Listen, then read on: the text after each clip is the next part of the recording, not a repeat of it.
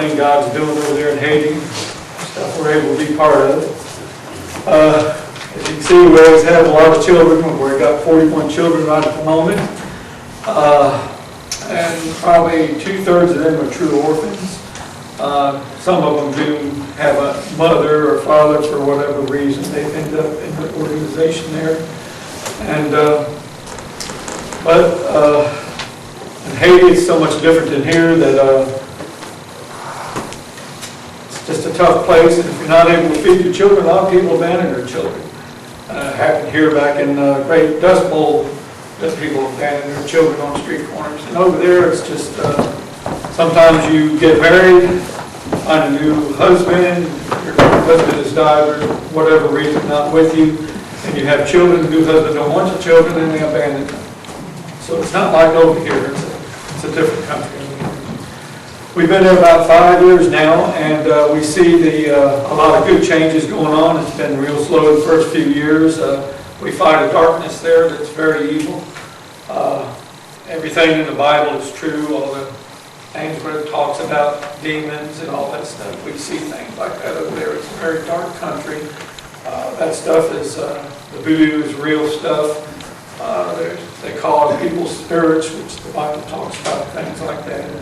So we face things like that all the time over there, and it takes a lot of prayer from people here in the States.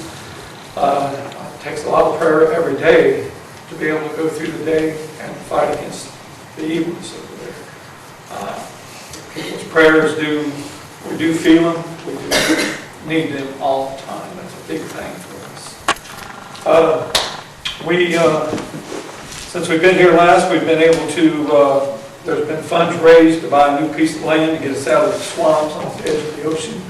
And all our buildings are crumbling, literally falling down around us. If you go up and tap the ceiling, it'll fall down on you.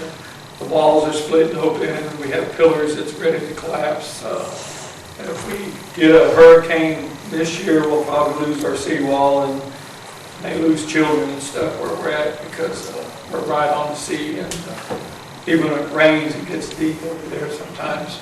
Just a 4-hour rain can get knee deep where we are. So it's a very tough place.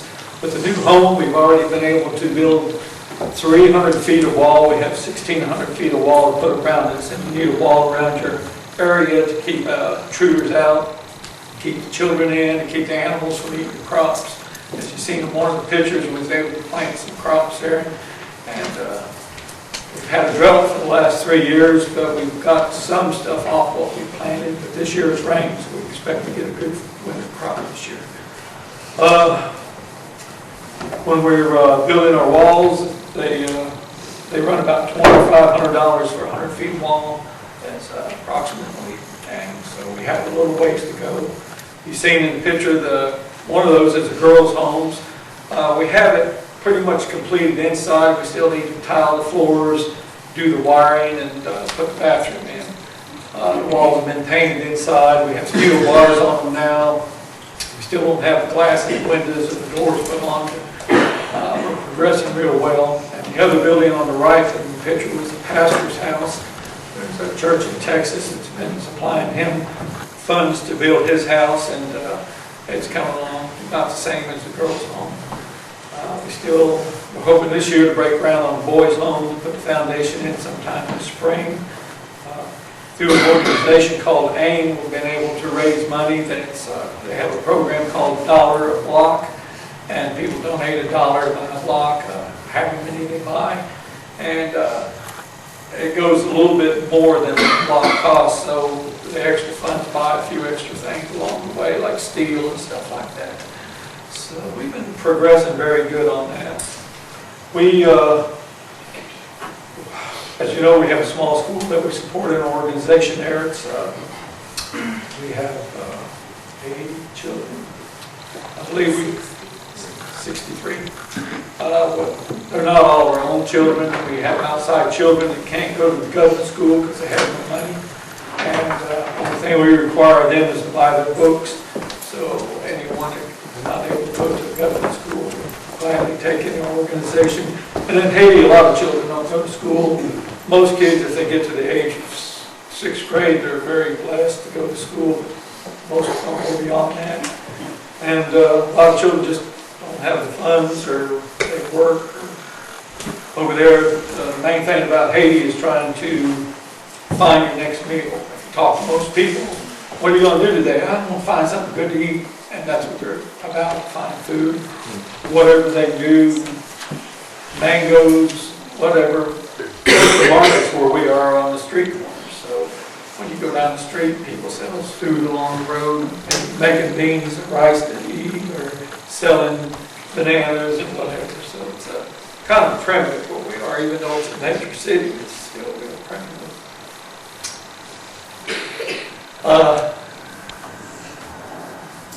Okay. I'm like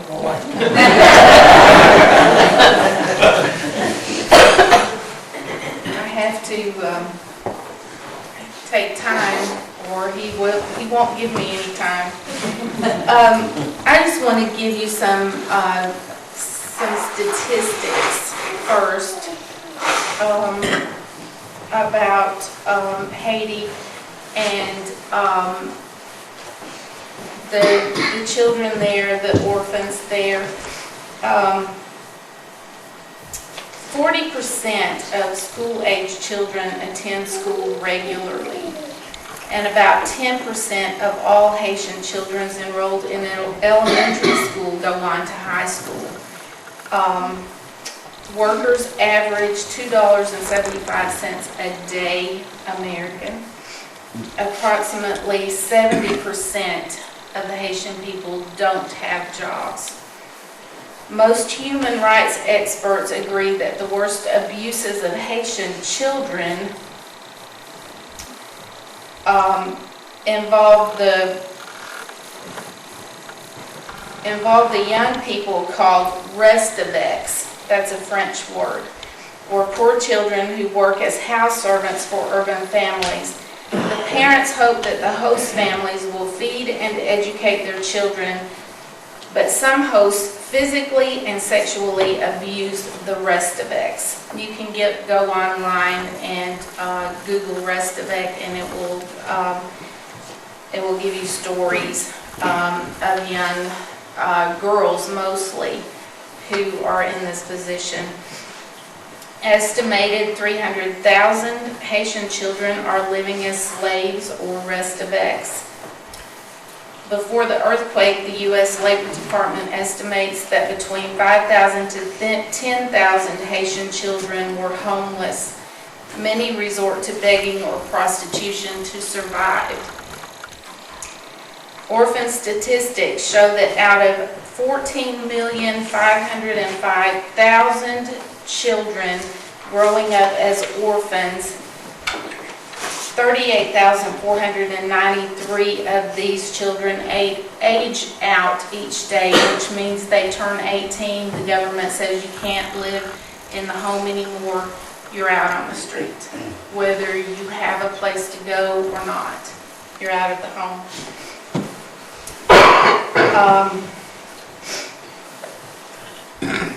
Studies show that 60% of the girls become prostitutes and 70% of the boys become hardened criminals, and I think that's probably a low percentage for the Haitians as we see it.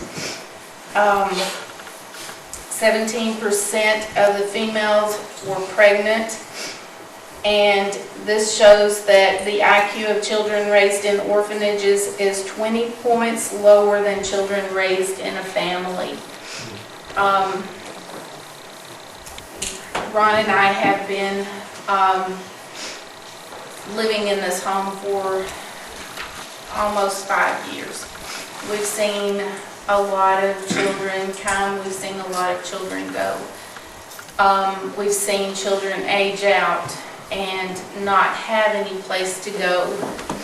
And we have talked to the pastor there, who is a Haitian. He is the director over Hope Vision Ministry. And we've talked about the need to have a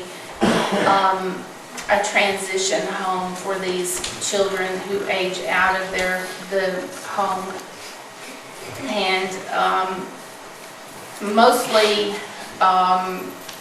I guess financial wise, Um, that hasn't happened. We haven't been able to start a transition home. Ron and I have been praying about that over the past year and a half, and just praying for God to bring somebody to start this home. And then one day I told Ron, well, you know what, maybe we are the ones who are supposed to step out and start this home. So as we started praying about that, God just really laid it on our hearts to be the ones to step away from the home we're living in now and start a transition home for the children who age out of Hope Vision Ministry, and for other children in the area.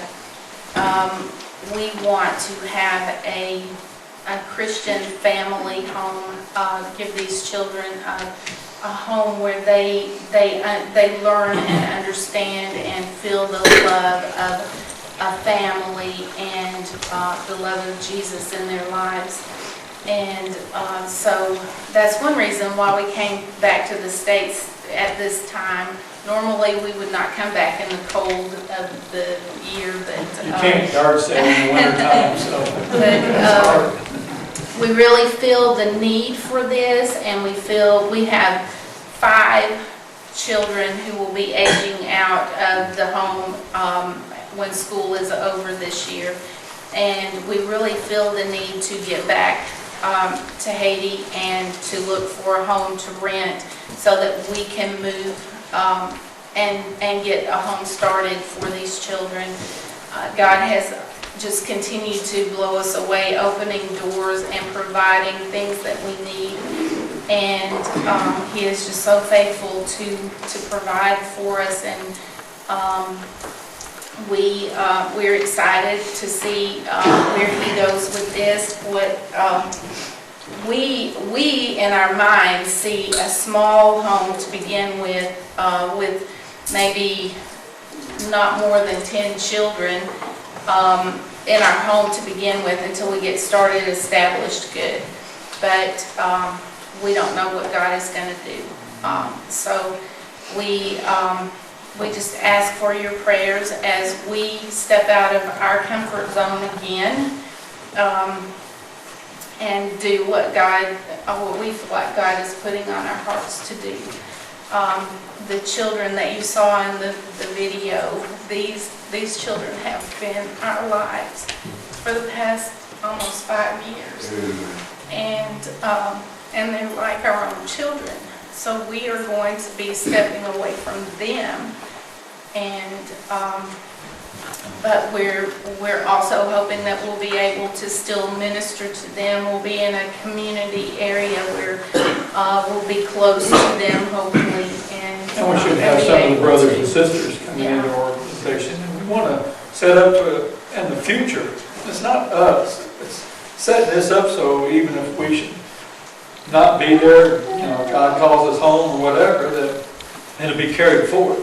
So we want to work in these children's lives right like best we can now alongside of them, so they'll have a place when they come out, because most of them are orphans, true orphans, and they will have no place to go.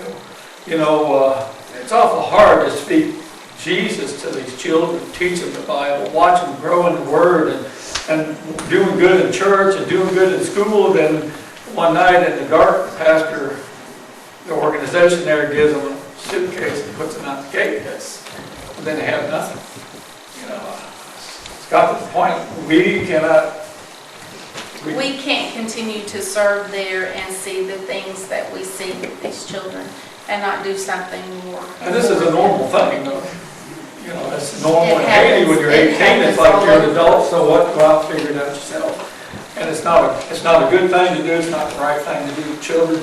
You can't teach your children Jesus and show your love of God and all, and cut it off in seconds notice, And we help some of the children that's gone out now. Outside our window, there's a pig lot below us. And one of the kids that have gone, and he's done pretty good, and he does a little work here and there to feed himself and all, but he lives in a little shack in the pig lot. So we help him the best we can, but, we're limited too for everything else we're doing right now.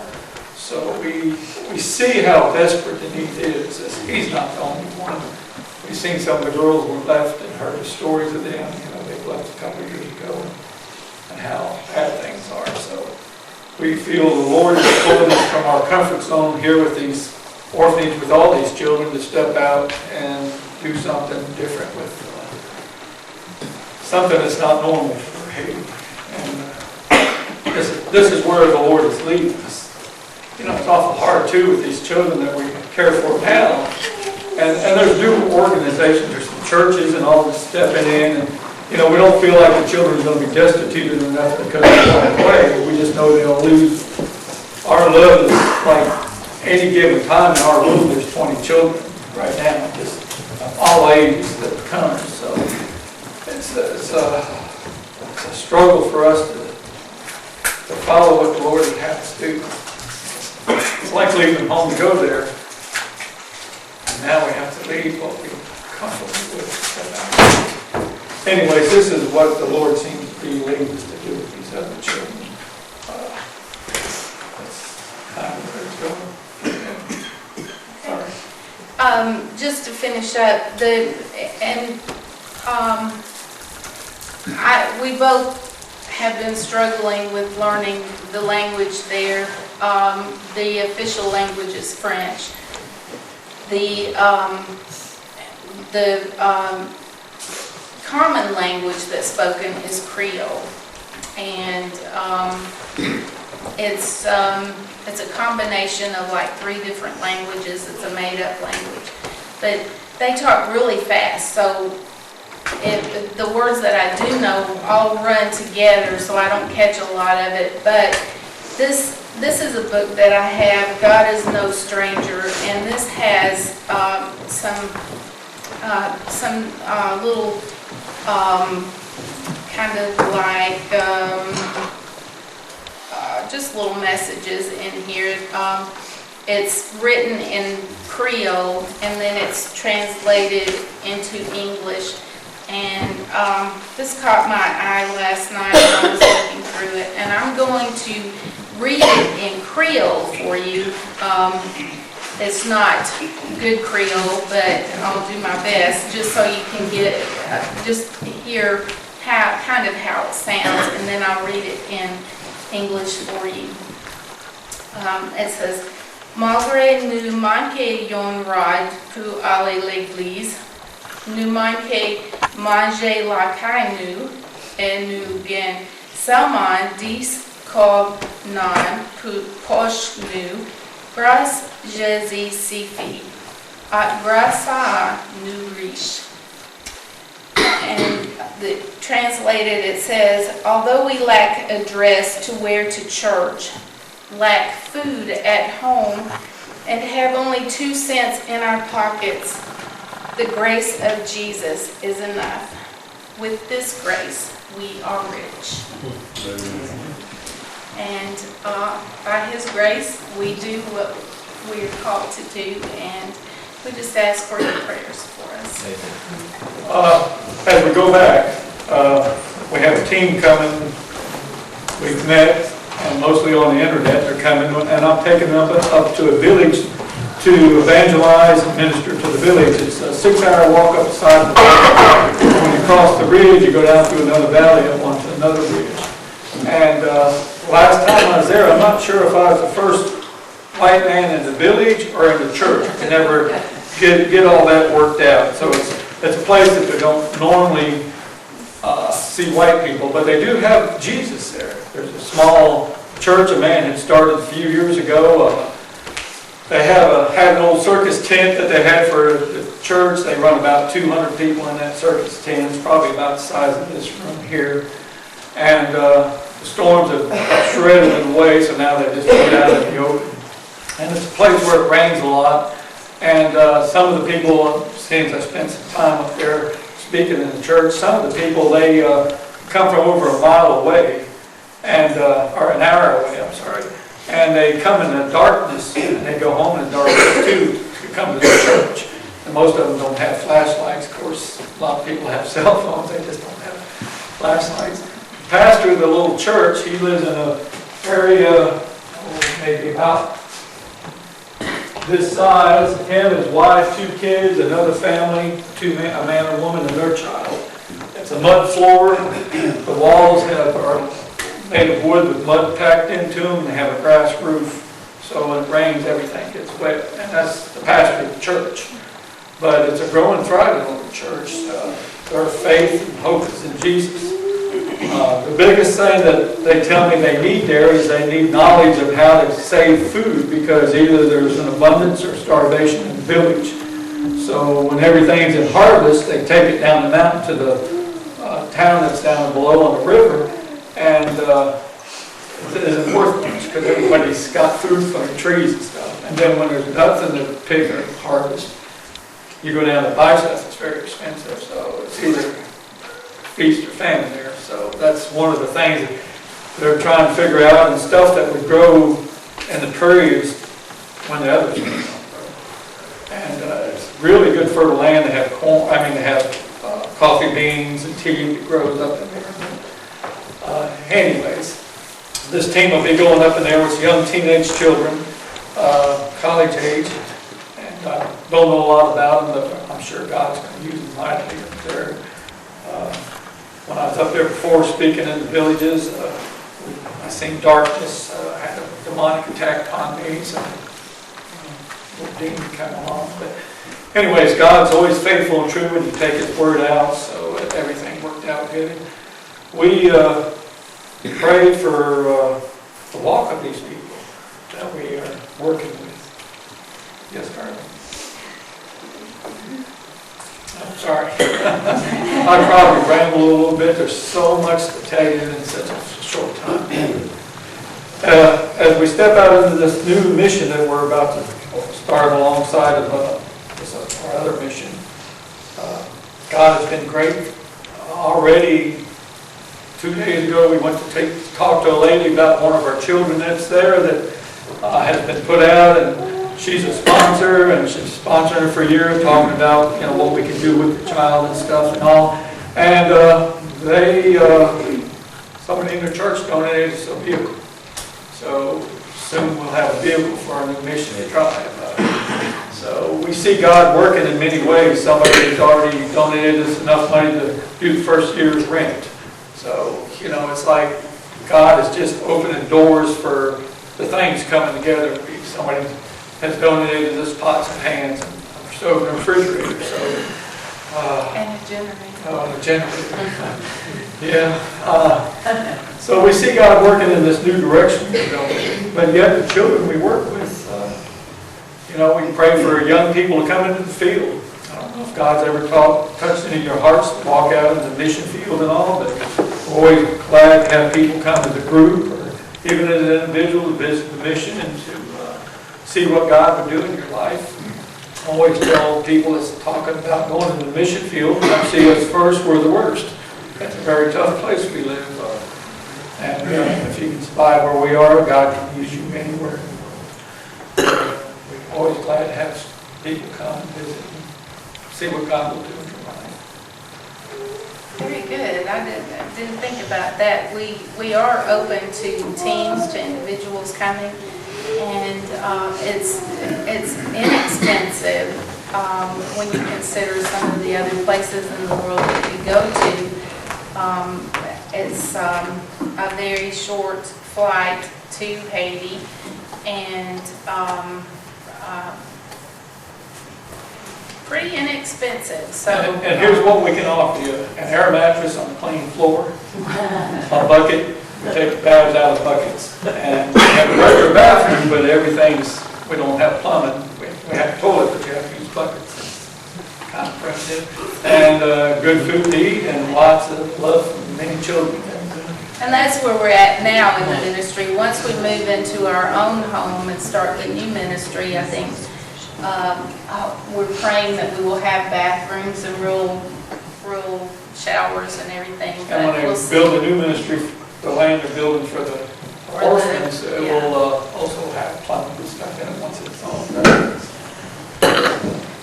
So we just just invite you to come. If you want to come, we would love to have you. Do you have any questions?